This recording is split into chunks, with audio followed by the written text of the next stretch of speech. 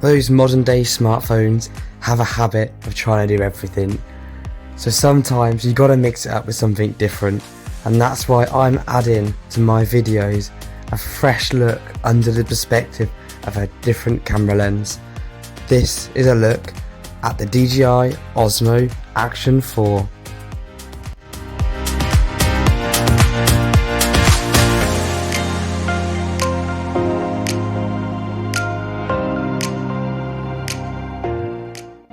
This is going to be the camera that helps me enhance these videos and my smartphone footage to the next level, so I hope you enjoy.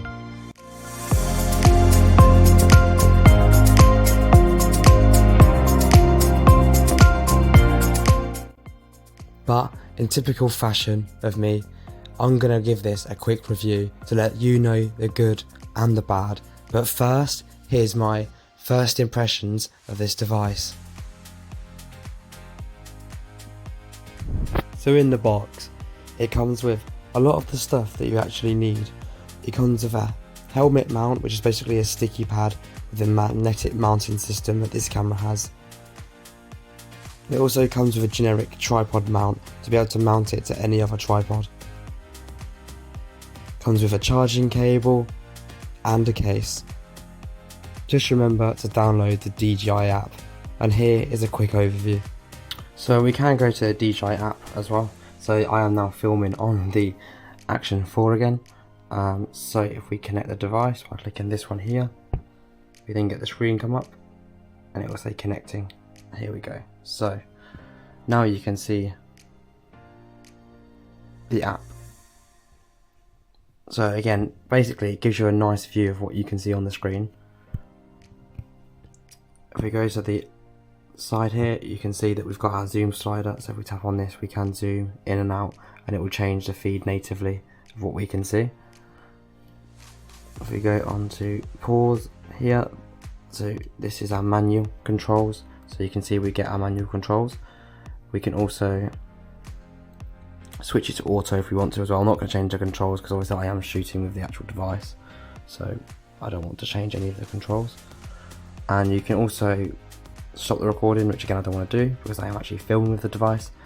You can see I've got my settings that are displayed at the bottom. Now I wish you could click on these at the bottom and you could change the settings just by tapping on the bottom. Why should I have to click on the M button on the left to then change my controls in real time? It's a little bit confusing, it's a little bit frustrating really. I feel like the app and the view here is not quite as optimized as I would like.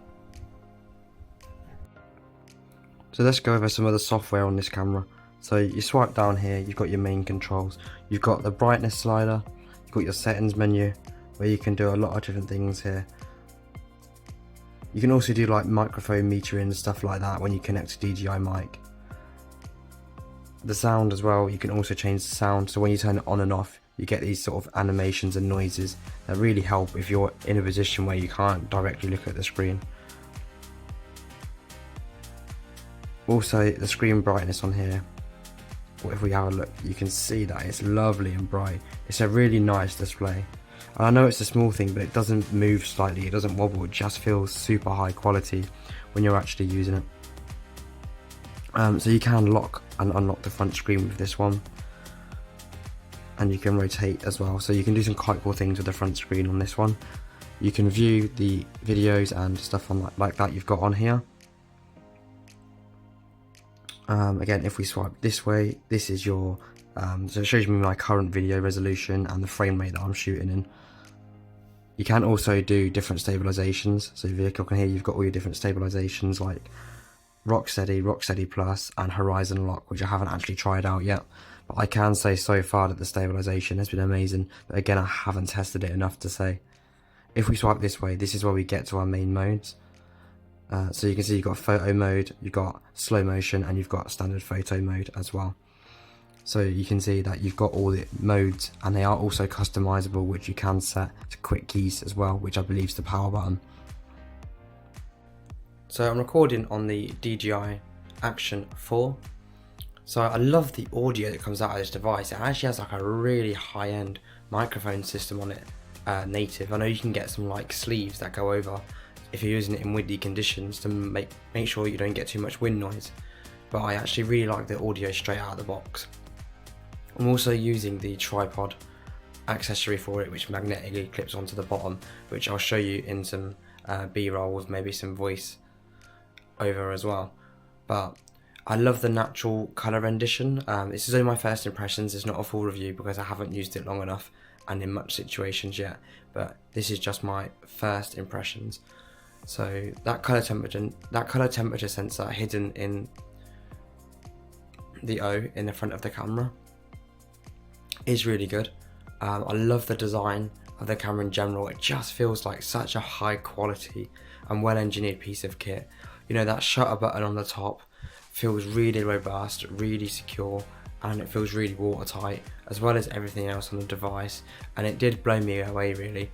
I haven't changed any of the lenses over yet. You can buy different lenses, accessory kits from Amazon and stuff like that to go on the front, but I've left it alone, to be honest. And I think if you are going to be using it in water, the least times you open the front lens, the better. But overall, yeah, first impressions, really nice, really high quality, and it does exactly what it says on the tin.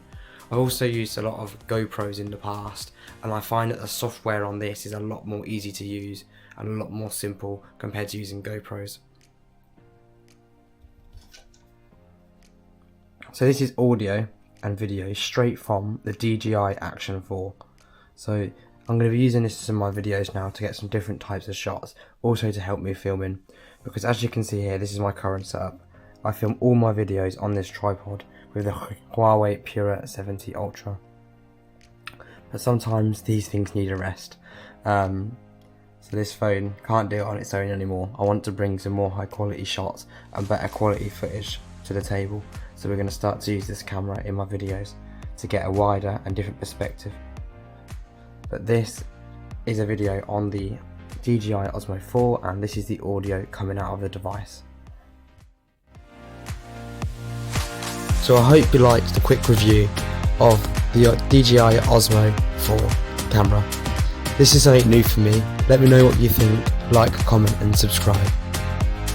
So again, no company has been given any editorial access, early access or any inputs on this video.